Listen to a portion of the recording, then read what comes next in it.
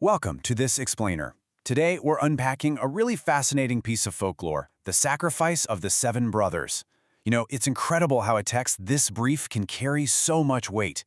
We are talking about themes of extreme devotion, absolute desperate survival, and honestly, some heartbreaking tragedy, all packed into just a handful of sentences. Let's just dive right in. When famine strikes, what is the limit of familial love?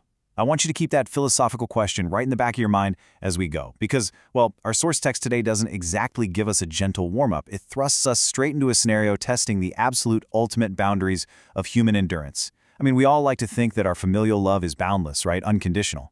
But what actually happens when that love collides with the literal primal zero point of survival? That traumatic contrast, that is the beating heart of the story we're exploring today. So, moving into phase one, a loving family. In any folklore analysis, the very beginning is absolutely crucial because it sets our stakes. The text explicitly tells us this family lived with, quote, much love. There's no pre-existing bad blood here, no bitter sibling rivalry. The tragedy that's about to unfold isn't born from malice at all. It's triggered by a totally external, uncontrollable force shattering what was a genuinely peaceful home. And honestly, that's what makes the eventual outcome just so incredibly devastating. What is really fascinating to me is the specific dynamic here. A family of 8, 7 brothers and one single, deeply beloved sister. That ratio immediately puts a massive spotlight on her, right? She's completely unique within this family structure. And since the text points out their deep affection, it paints this vivid picture of a sister who is highly cherished and fiercely protected by her brothers. Laying the groundwork of this intense, protective bond is exactly what makes the next twist in the source material so utterly shocking. Then, boom, everything changes. Phase 2, severe famine and hunger. And guys, there is no slow build-up here. The text abruptly states a severe famine strikes, leading to a total lack of food in the house. Now, this is a super common motif in folklore, right? That sudden, catastrophic environmental shift that just completely strips away civilization and forces characters into impossible situations. This famine acts like a giant pressure cooker. It instantly rips away their peaceful existence and throws these 8 siblings into a stark, downright terrifying fight for sheer survival. This really brutally illustrates our core tension. On one side, you have that initial state, 7 brothers and a single sister living with so much love. And then on the other, the sudden, crushing reality of a severe famine. This juxtaposition is literally everything.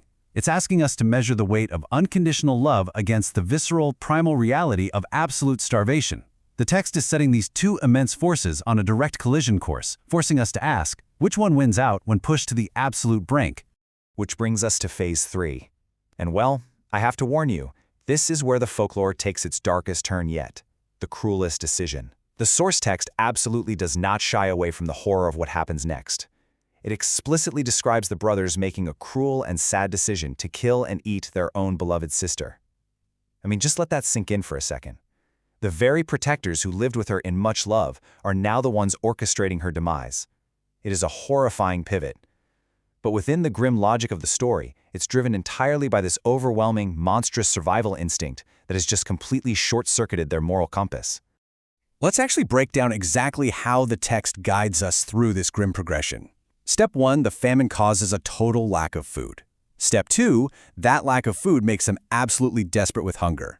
And step 3, that sheer, blinding desperation leads directly to the preparation to kill the sister. The text uses these precise steps to show us that, hey, this wasn't some calculated, malicious plot. It's a tragic breakdown of their humanity.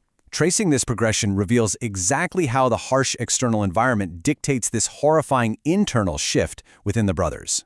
The absolutely crucial point here is the specific phrase, desperate with hunger. The source material is emphasizing an intense, overwhelming physical starvation. We're talking about a hunger so blinding that it fundamentally alters who these brothers even are, literally turning protectors into predators. And notice how the text specifically calls their decision both cruel and sad. It's acknowledging the sheer horror of the act, sure, but it's also recognizing the deeply tragic, desperate context that birthed it. It is an incredibly complex emotional space that the text forces us to sit in. So as the brothers prepare to carry out this unthinkable task, the narrative shifts into phase 4, bringing in some powerful elements of magical realism, the Well of Tears. Up until this exact moment, the story has been a really stark, brutal tale of pure survival. But as the sister faces her impending death, the text introduces this profound, almost supernatural element of sorrow. She doesn't try to fight them off physically. Instead, her reaction is entirely channeled into this mythological expression of grief.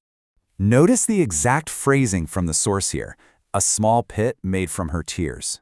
The text is telling us that before giving up her life, she cried so intensely that her tears literally formed a small pit, a well. That minimalist text, it carries massive mythological weight. It's transforming her personal sorrow into a permanent physical mark right there on the earth. It's an incredibly powerful metaphor for her innocence and really the profound injustice of her sacrifice. The creation of this well right before she dies elevates her. She goes from being a mere victim to a figure of tragic, enduring power. Which brings us to the final and definitely the most haunting moments of the text in Phase 5, a unique final wish. Because even as she prepares to be sacrificed by her own flesh and blood, she is not entirely powerless. The source text tells us that before she gives her life, she asks her brothers to fulfill a very specific condition. She uses her last moments to establish boundaries around her own sacrifice. It's like she reclaims this tiny sliver of agency in a situation where she's otherwise been completely stripped of all power. And here is that exact wish, straight from the text. Her flesh should be cooked and eaten by the brothers, but the youngest brother must not eat it.